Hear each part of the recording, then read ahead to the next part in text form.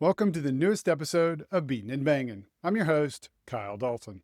In today's video, we're going to recap the weekend at Nashville, and boy do we have a lot to talk about, including media availabilities, where increased horsepower was a hot topic of conversation, and multiple drivers, including Chase Elliott and Joey Logano, sounded off on the subject.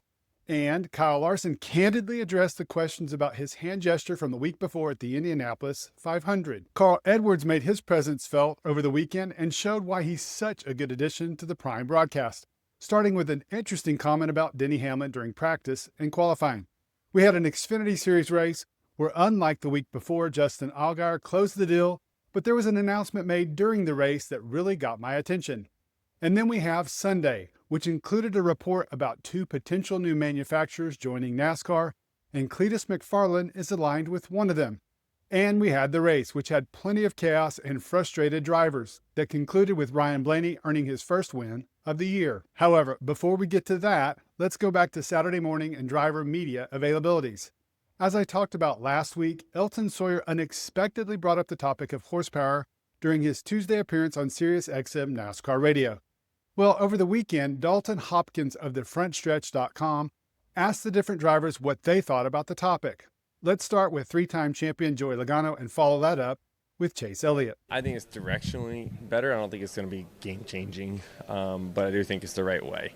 And if we can do that fairly easily, then good, right? And I don't – if you're talking about adding back to 950 horsepower – I'm going to say something different. If we're talking about adding 60, 70 horse, it's not going to be much, right? But it's definitely cool.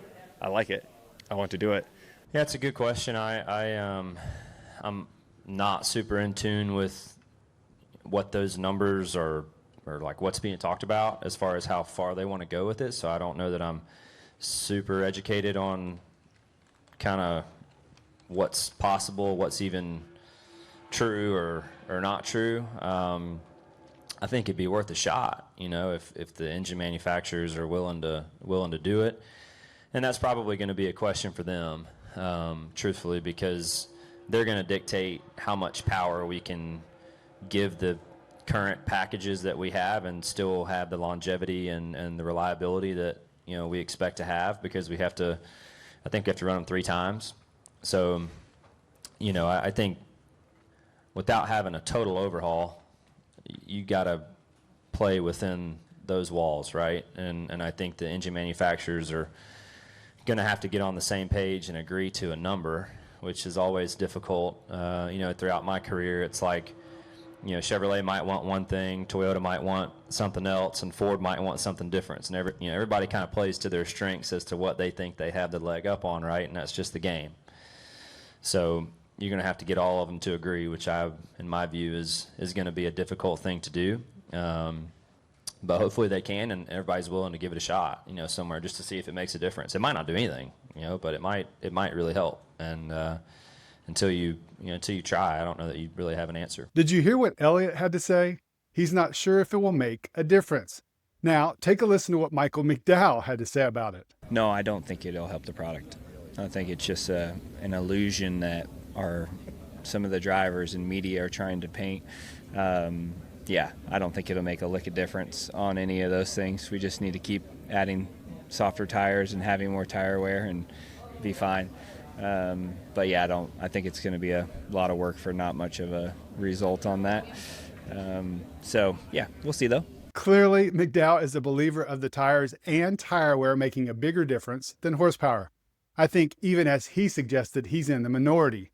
Clearly, the debate will continue, and we'll see if NASCAR acts upon it anytime soon. There was another moment in the media center that I thought was worth noting, and that was Kyle Larson being asked about his thumbs-up gesture the week before in the Indianapolis 500 when Scott McLaughlin crashed before the green flag. Now, I had heard multiple folks talk about it last week, including Corey LaJoie, saying that there was nothing meant by it, but Larson, to his credit, owned up to what happened and explained his perspective. Yeah, no, I felt really bad.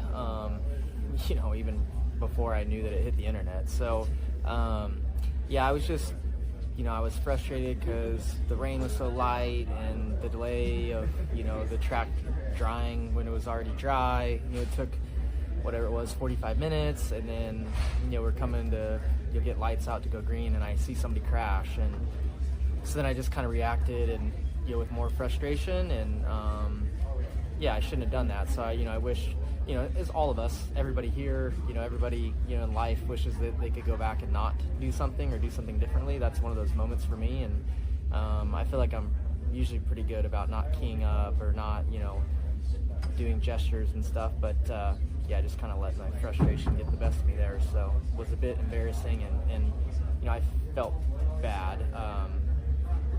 You never want to see anybody crash out of the biggest race in the world before the green, and somebody who, has always been super respectful to me and really nice to me, and I didn't even realize it was him until I was, close to alongside of him. So wish I could have taken that back. Which takes us to practice and qualifying later in the afternoon on Saturday. And there was one thing that Carl Edwards said about Denny Hamlin that I thought was really interesting, and it kind of put things in perspective. Take a listen. And one thing, I listened to Denny's podcast this week. I was shocked at how much Denny gives away about his driving. I mean, if he's got more in there, I don't know what he's got, because he was talking about how he sets his car up. I think NASCAR fans, myself included, really take it for granted that we have a driver of Denny Hamlin's stature who breaks down the sport, as he says in his inside baseball way, and takes fans behind the scenes on a weekly basis, discussing his team strategy, including things like his setup. Edwards, who admittedly hadn't paid much attention to the sport since he retired, brings his fresh perspective, and his shock was genuine and really eye-opening to me, and a reminder just how cool this sport is. Now, let's move on to the Xfinity Series race, and one thing in particular that got my attention during the broadcast, and that was them talking about future Xfinity Series broadcasts in the coming weeks and who would be the guest analyst up in the booth. As you can see by this graphic, Ross Chastain will be a new face we haven't heard from before. Plus, Kyle Busch will be reappearing, which is great news for fans because he was so good during his appearance earlier this year. Christopher Bell ought to be a really interesting one. And then we see those last two in Denny Hamlin and Kyle Larson. And this is what I was just talking about before. How great is it that our sports drivers get involved in ways like this? I'm really looking forward to seeing these guys in the next month or so up in the Xfinity Series booth, which takes us to Sunday's race. And before we actually get to the race, I have to bring up something that I had completely forgotten about, but remembered while doing some research for this weekend's races. It was back in 2011 during the Xfinity Series race at this track when Pastor Joe Nelms delivered a memorable invocation that included thanking God for many different things, including the manufacturers, Rouse and Yates powered engines, and of course, we all remember this part. I want to thank you for my smoking hot wife tonight, Lisa. Lord, I pray you bless the drivers and use them tonight. May they put on a performance worthy of this great track. In Jesus' name, boogity, boogity, boogity, amen.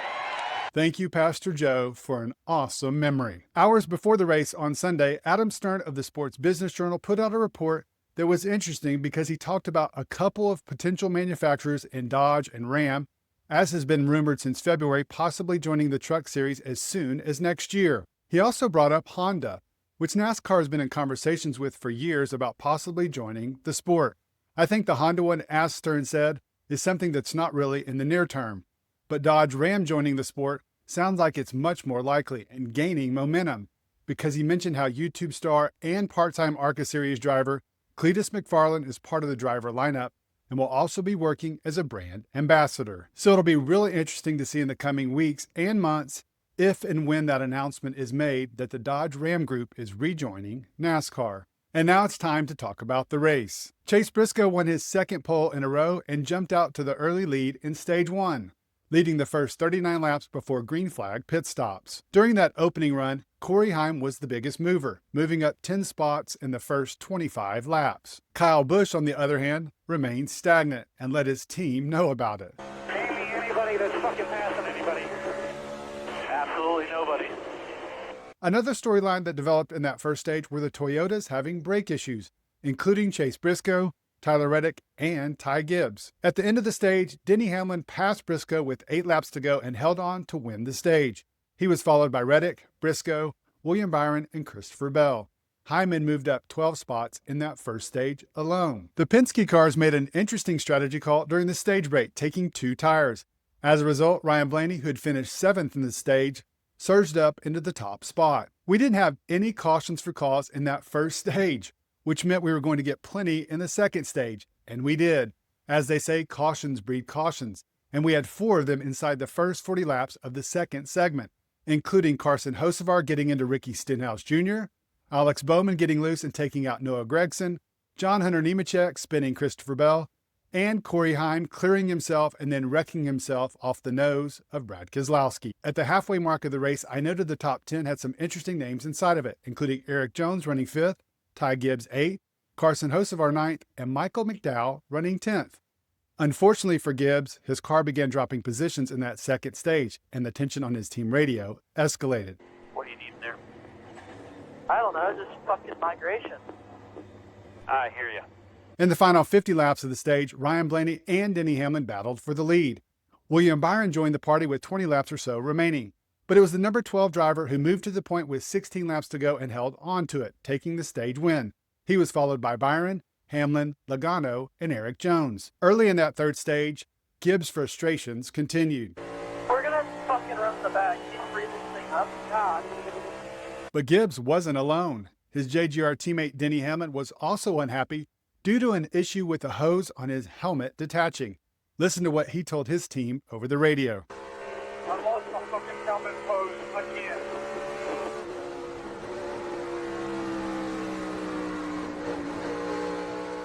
Gotta get the interior of our car right. Fucking unacceptable. Copy. During that third stage, I was taking a look at social media, and one thing got my attention, and that was something that happened in the second stage, when Hocevar got into Ricky Stenhouse Jr. Well, despite what Dale Jr. and Steve Letarte had said in the broadcast booth about Hocevar being in the wrong, The Athletic's Jeff Gluck suggested on X that maybe Hocevar was getting unnecessary blame because of his aggressive reputation. Ricky Stenhouse Jr. responded to Gluck's post on X. "Not clear, Jeff? He didn't hit me in the left rear tire. He hit me in the rear bumper." End quote. Another great thing about NASCAR, drivers commenting on the race when out of the race. With 70 laps to go, I noticed a graphic appeared on the bottom left corner of my screen. Yeah, take a look at that. Commercial free for 70 laps. Prime delivering yet again. Interestingly, during those final 70 laps, we went caution free. And one of the big topics of conversation during that run was Carson Hocevar, who was running second behind Blaney. I don't think I really ever thought he was going to catch him, but like the broadcast team and everyone else who hasn't been living under a rock has said, this kid is the real deal. He was running second a week ago, late at Charlotte until his engine grenaded. I don't think I'm going too far out on a limb here in saying he's going to win a race this year. It seems like a safe bet, and how well he's been running. He keeps knocking on the door, and eventually he'll knock it down. Which also got me to thinking that could be one of the reasons Ty Gibbs was so frustrated. You can't tell me that he doesn't see what Hocevar is doing and realizes he's not even close to that level of performance here lately. That has to be weighing on Gibbs. In the end, Hocevar finished second behind Ryan Blaney, who completed the Penske bingo card to become the 4th driver from the organization to win this year. Think about that. All 4 drivers have won in the first 14 races. Contrast that with a year ago when the 3 cars didn't make the first trip to victory lane until Austin Cindric did it in the 15th race of the year at Gateway. After the race, I was listening to the post-race show on SiriusXM, and there was one specific interview that got my attention, and it was Ricky Stenhouse Jr. sharing his plans for Carson Hocevar. Do you want to have a conversation with Carson? Oh, I will. I will. A conversation will be had, but Hocevar's had plenty of those already. It hasn't stopped his aggressive driving, and I don't think at this point, with the strong results, nothing will. I also watched the Amazon post-race show, and as fans noted online, it was fantastic with numerous driver interviews. But there was one in particular with Bubba Wallace that I thought was worth mentioning. Let's start first with Wallace having a little fun at the expense of William Byron. Way to start off June here with a 6th place finish. I gave it my all trying to get Willie B there. Thought he'd give it away like he did last week, but I tried. That's rough. While they were laughing and joking then, a few minutes later, the conversation tone shifted when talking about Wallace's son. Watch this. Having a kid changes your life. It's super cool. I was going to ask how that's motivated you or changed you this year. That's the biggest support system. He's 8 months. He doesn't know what's going on, but he's excited to see me every time. Oh, buddy. Man, that's beautiful to hear a father share that. Thank you for sharing that with us. Carl Edwards highlighted the essence of the moment and thanked Wallace for sharing. What a really cool thing to do. As a father myself, I totally appreciated what Edwards said based on Wallace's comments and his emotional reaction. Remember at the beginning how I talked about Carl Edwards opening our eyes with his comments about Denny Hamlin? And then he does this.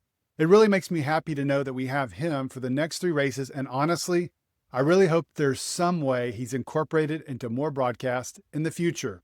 He brings great insight into the racing product as a NASCAR Hall of Famer, but he also brings a down-to-earth human element that I think has been totally lacking from the other network that shall go unnamed. All right, guys, that's a wrap on today's episode. We talked about a lot, and I want to hear what you thought about it. First, let's go back to Saturday's media availabilities and the conversation on horsepower. What did you think about the remarks of Joey Logano and Chase Elliott? I'm really interested to hear what you thought of Michael McDowell's comments, saying horsepower won't make a difference. Later in the day, during the Xfinity Series broadcast, they mentioned the Cup Series drivers who will be guest analysts in the future. Who are you looking forward to the most? And what about Sunday's race? For you Blaney and Penske fans, do you feel like this is just the first of many wins in the season? And for you Carson, host of our fans, how are you feeling? I know he ruffled some more feathers yesterday, but he got a second place result. And finally, let me know what you thought about Carl Edwards and his prime performance this weekend. Did you enjoy his perspectives on the sport and life as much as I did? And finally, one last order of business. I want to announce the winner of this Brad Keselowski diecast from last week's Monday recap. We had more than 100 entries, and the winner is Wayne Rabideau 6693. That's Wayne Rabideau 6693. Please send an email to kyle@beatenandbangin.com so I can get you your prize. Thanks again for checking out the latest episode and supporting the channel. I really appreciate it and hope you have a great rest of your day.